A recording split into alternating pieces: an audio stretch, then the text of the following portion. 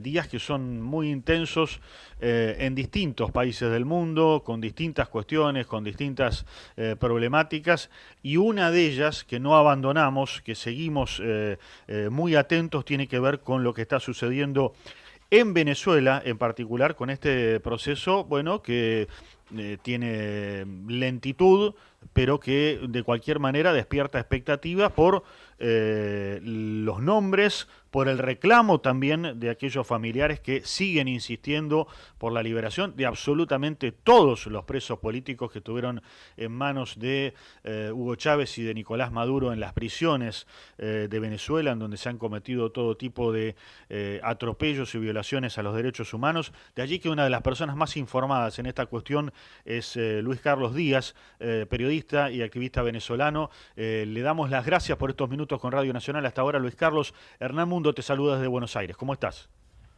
Gracias, Radio Nacional. Muy buenos días. Bueno, Luis Carlos, ¿qué tenemos para comentar de las últimas horas, sobre todo con este título de la madrugada de hoy, por lo menos en términos horarios para la Argentina, de la liberación del yerno de Edmundo González Urrutia?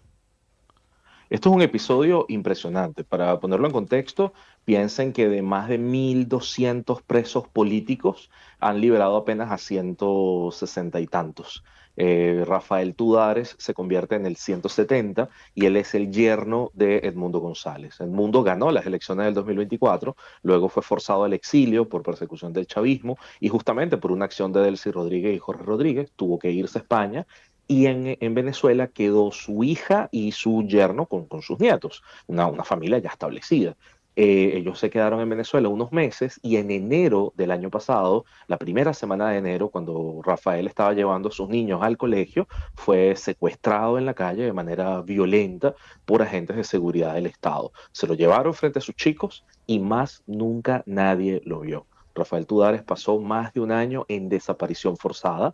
A Mariana González, su esposa, se lo negaron en todas las cárceles, en los tribunales, en la fiscalía. Se hicieron todas las búsquedas posibles, y te lo puedo decir no como periodista, sino como defensor de derechos humanos. Le preguntábamos a presos, le preguntábamos a carceleros, le preguntábamos a gente que estaba saliendo de prisiones. Nadie había visto a Rafael Tudares el año pasado. De verdad que se temía mucho por su paradero. Y lo que ocurrió este fin de semana fue que llamaron a Mariana para que lo fuese a ver por fin a Rodeo 1. Rodeo 1, por cierto, es donde está Nahuel Gallo, el gendarme argentino, y otros presos políticos extranjeros. Mariana pudo verlo, salió de prisión bastante mal, fue muy fuerte el episodio, porque además en Rodeo 1 te encapuchan para poder ir a ver a tu familiar, te llevan por unos pasillos, nunca lo tocas, solamente tienes un vidrio, y bueno, lo vio como se ve a los presos en Rodeo 1, que es uno de los peores centros de tortura en Venezuela. Sale de allí. Y algo que cambió la historia es que Mariana denuncia que durante este año de presidio ella fue extorsionada en 3 ocasiones. La extorsionaron en el arzobispado de Caracas, en una reunión con religiosos, fue extorsionada en una embajada europea y fue extorsionada en un espacio de protección de derechos humanos que podría ser un organismo internacional. ¿Y cuáles son las extorsiones? Bueno, gente enviada por el chavismo para decirle que si su papá se retiraba, si su papá dejaba de decir que era el presidente electo, pues bueno, iban a devolverle a su esposo. Mariana denuncia esta extorsión hace 2 días, hubo una explosión de indignación pública y cuando empezaron a señalar a los posibles responsables, en una suerte de lavado reputacional, liberan a Rafael Tudares, así que es otro preso que se le arrebata a la dictadura en esta madrugada. ¿Qué señal hay que interpretar de repente para quien no conoce el día a día de la realidad venezolana y en todo caso de las decisiones que toma ahora Delcy Rodríguez y su gente en Venezuela sobre por cómo y por qué se van dando las liberaciones? Bueno, se han dado por la presión de los familiares en muchas prisiones del Ujú. país desde el 8 de enero. Hay familiares acampando, duermen, comen, la gente les está llevando comida, rezan con ellos. O sea, hay una suerte de movilización popular. muy discreta, pequeña, porque hay Ujú. miedo, ahí los han amenazado, les han puesto cámaras, tienen oficiales de seguridad, pero la gente resiste y por supuesto que la otra tenaza es Estados Unidos. La presión de Estados Unidos es la que está logrando estas liberaciones. Sin embargo, el chavismo trata de mantener un discurso para aglutinar a sus bases sociales y decirles, no, lo que pasa es que queremos la paz y la reconciliación del país. De hecho, Delcy anunció ayer que aunque algunos de ellos estén incursos en crímenes, algo que es falso, pero que estén incursos en crímenes, los va a liberar para la paz del país y el encuentro. Esto porque nos estamos preparando probablemente para un paquete de liberaciones mayor, para una suerte de indulto a mayor escala, pero bueno, piensen, hay más de 1.000 presos políticos, han liberado a menos de 200, hay muchísima gente más por salir. Y también mucha prudencia en el manejo de la información, ¿verdad? Me refiero a las organizaciones que vienen batallando para lograr justamente las liberaciones, como vos decías, también en conjunto con los familiares, teniendo en cuenta que cualquier información que se pueda adelantar también públicamente puede perjudicar el mismo proceso de liberación.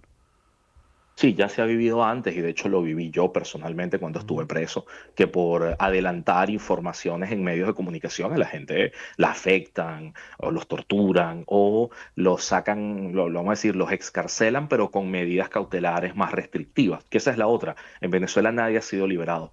Todos son excarcelados Claro. y tienen juicios abiertos, presentación ante tribunales, prohibición de salida del país y prohibición para declarar en medios de comunicación. Solamente los extranjeros, los italianos, un peruano, un francés, han podido hablar, bueno, de que fueron víctimas de tortura, de violencia sexual, de asfixia, de golpes, y a los españoles, pues pareciera que Zapatero les prohibió hablar porque no han podido ser contactados por ningún medio de comunicación. Pongo en contexto que también fue excarcelado Marino Antonio Mendoza, trabajador de la Embajada Argentina en Caracas, que estuvo secuestrado por el régimen durante más de 13 meses. Y también ayer el embajador argentino ante la OEA, Carlos Cherniak, exigió la liberación de los rehenes argentinos y, por supuesto, de todos los presos políticos venezolanos. Desde aquí, por supuesto, de la Argentina, atentos a lo que sucede con Nahuel Gallo, a lo que sucede también con el doctor Giuliani, a esta pareja también de empresarios argentinos que habían montado un comercio en Caracas y que también resultaron presos y de los que por lo menos por ahora no se tienen noticias.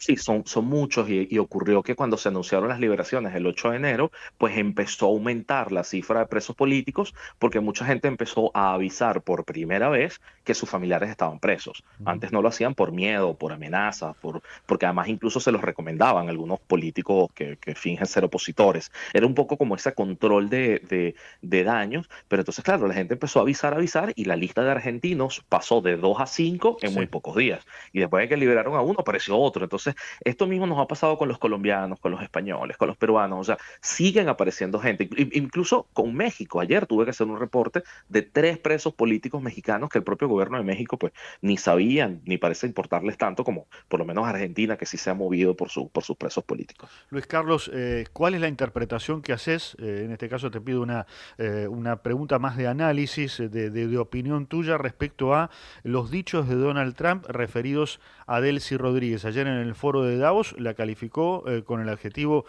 smart, o sea, una persona que considera astuta, inteligente, para llevar a cabo, por lo menos este momento en la historia venezolana, pero me refiero, genera dudas, genera preocupación, genera algún tipo de expectativa positiva en pos del proceso de liberación. ¿En qué clave hay que entenderlo?